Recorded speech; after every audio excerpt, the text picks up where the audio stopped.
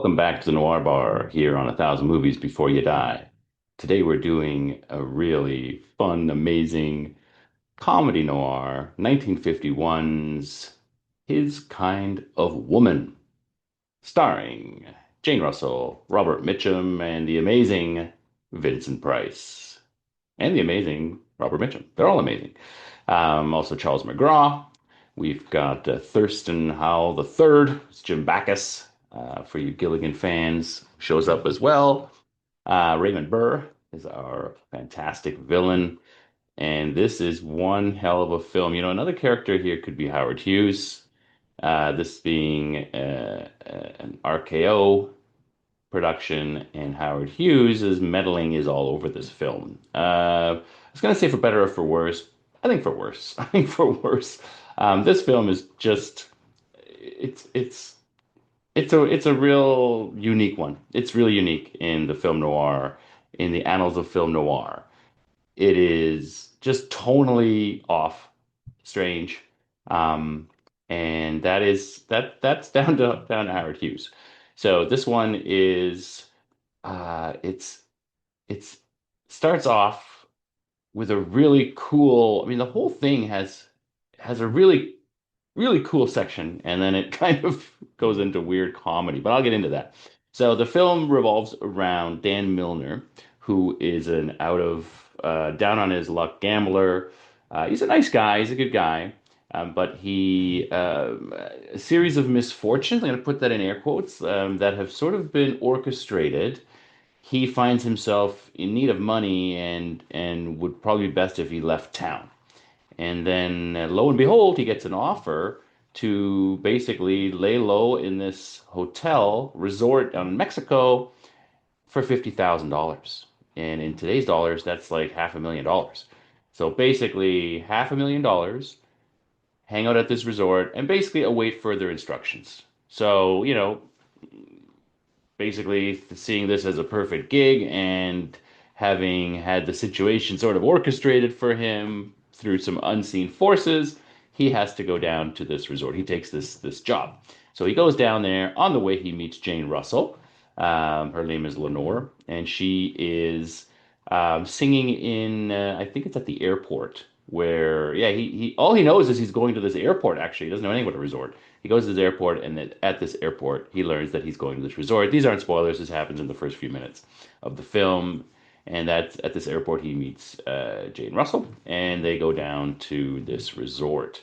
And we also learn that, I mean, the first scene, we learn that a gangster who has been deported from the United States, and he's trying to get back in, and his boat is near this resort. So we learn, and this gangster is played amazingly by Raymond Burr. Raymond Burr's turns up a lot as villains. Rear Window is probably his most famous turn there, and he's just really good as a villain. He's big. He has real presence, and he can be real nasty. And so yeah, he plays this villain fantastically. Anyway, so that's our sort of setup. Robert Mitchum and Jane Russell, they're going down to this Mexican resort, and they're basically he's awaiting further instructions, right? He doesn't know much about what her deal is, and that's the really cool part of this film. Once he gets to this resort, we meet all sorts of really weird characters. He's trying to figure out what his deal is down there. So he's asking all these people, like, what's my name and, what I have to do here. And he's trying to catch people off guard.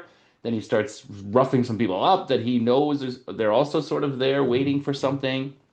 We've got this weird dude with a German accent, right? He sits there playing chess, but only by himself. And he's got, German accent guy. He's sort of a doctor, and he's there. You've got sort of a muscly, not muscly, but sort of a tough guy henchman down there, and that's Charles McGraw, and he seems to be there for some reason. You've got uh, Thurston Howell the third, right? He's gambling down there. That is what's his name? Jim Backus, the character.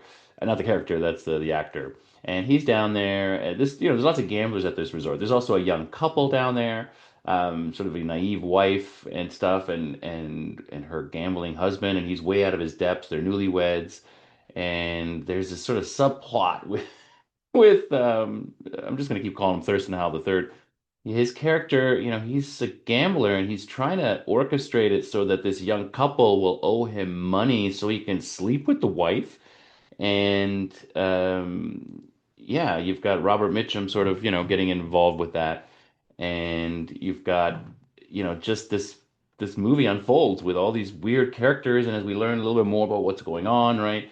And of course, the craziest of all these characters is Vincent Price's character. He plays a guy named Mark Cardigan. He is a ham actor. He is, ironically, actually, he's one of the few people in the film who's honest. Like he is who he says he is. He's just a ham actor. I mean, he doesn't call himself a ham actor, but he calls him, he's an actor and he's really over the top. He's actually called a ham at one point by one of the like Mexican guys down there, one of the cops, I think, says something about, don't call me a pig. He's like, you're not a pig, but you're the thing you put between the between the bread. He calls him a ham. And it's this character that, if you're not going to like this film, it's going to be because of this character. But I love him. If you love Vincent Price, you're going to love this character, this sort of over the top actor. And Jane Greer's character turns out is his girlfriend. But of course, also added to the mix, we find out Vincent Price's wife is showing up, and they're kind of estranged. He wants a divorce, but she doesn't want to give it to him. Blah blah blah. And so she shows up unbeknownst, but he's got his girlfriend down there, so there's that going on. Of course, she's falling for Milner, who's Robert Mitchum's character. So you've got all this fun and mysterious and romantic stuff happening at the resort. And this resort is really beautiful. Like it is, I don't know where this movie's filmed, but it's really a cool looking resort. And we really do get to see it. We get to see all sorts of angles and the exterior of it, and you get a real feel for it. And it's I wouldn't say it's like a character in it, like kind of The Shining or the Overlook Hotel, but it's almost. It really does give it a cool feel, and that was probably my favorite part of this film. As you're watching him at this resort, trying to figure stuff out, reminded me a little bit of Kansas City Confidential. Where they're down there trying to figure stuff out at this resort too. But this is a high-end resort, right? Kansas City Confidential, that was more of a mid-end maybe. This is like a really nice high-end resort. And Vincent Price is down there to do some hunting. He's a hunter. He's an actor, but he does all this sort of highbrow stuff that he thinks is highbrow. He's quoting Shakespeare all the time. He's just over the top in the way Vincent Price plays him, but also the way he plays everything when he's an actor. So like I said, if you like this character and you like Vincent Price, you're gonna like this film. If you don't, then that's gonna be a problem for you. So this film, once we see what's going on at this resort, and then we start to see the scheme of this gangster sort of start to get wrapped into this, then the film really starts to get nuts, right? And this is where the meddling of Howard Hughes, who owned RKO Studios, and when he took a liking to a film, it was a problem, and this is one of those. He would really meddle in it. He didn't seem to know what the heck he was doing. He would demand rewrites. He would demand reshoots. And one of his fingerprints that are all over this is the character, Vincent Price's character, of Mark Cardigan, which on the first few screenings, Howard Hughes loved this character, like over the top loved this character. And so he demanded more scenes written for this character. And so you actually see this. There's a shootout scene where you can really see how this could have just been added. Like it's not necessary. And then Vincent Price is along on certain things that Robert Mitchum is doing that you think he doesn't need to be there at all. Like it's certainly not necessary for the plot. And it was just because Howard Hughes liked this character and wanted him there. I wouldn't say he ruins it. I mean, the tone of the film is sort of a comedy anyway. So it's not a full-on comedy, but it has these comedy, undertones or whatever. So it's not jarring, but the end is pretty much, there's a lot more comedy in the end and the way it wraps up. And it even gets into almost a bit of slapstick, screwball-y type comedy, which again, it could take away from your enjoyment of the film. It didn't for me because I love Vincent Price. I've been doing a deep dive in Vincent Price movies. So this is all just par for the course. And if someone's going to go over the top, Vincent Price is the perfect guy to do it. So I think this is definitely worth a watch. It's definitely one of the, 1,000 movies before you die. Just, a Robert Mitchum RKO, um, um, what do you call it? Film noir. I mean, that's a classic combination there. And then just a film that's a great example of Howard Hughes's meddling, kind of throwing off the tone of the film, especially near the end of it. But again, I found it exciting. You could probably slice a good 15 minutes off of it. But yeah, liking Richard Price, I mean, I have no problem with it. So I think you should give this one a watch. This is from 1951. His Kind of Woman. Also strange, the title, His Kind of Woman. It doesn't really make sense. I'm not sure, but I mean, that's kind of par for the course for a lot of these movies. You're not quite sure why it's called that, but give it a watch. There are horror noirs, there are, sort of melodramatic noirs, and there are comedy noirs. And this is a great example of a classic comedy noir.